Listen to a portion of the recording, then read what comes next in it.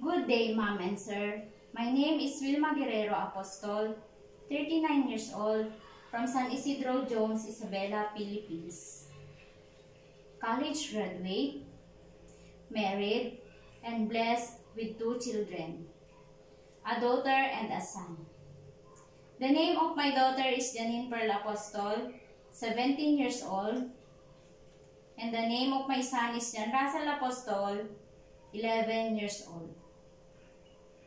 I have a house helper experience in Santiago City, Isabela, Philippines from 2016 to 2025. I serve 6 members of the family, 4 children and 2 adults. My duties and responsibilities are cleaning the house, washing clothes, ironing clothes, cooking, marketing, and child care. I am honest, hardworking, and responsible. If you hire me, Ma'am and Sir, I will do my very best to do my duties and responsibilities and willing to learn more new things in order to serve you better.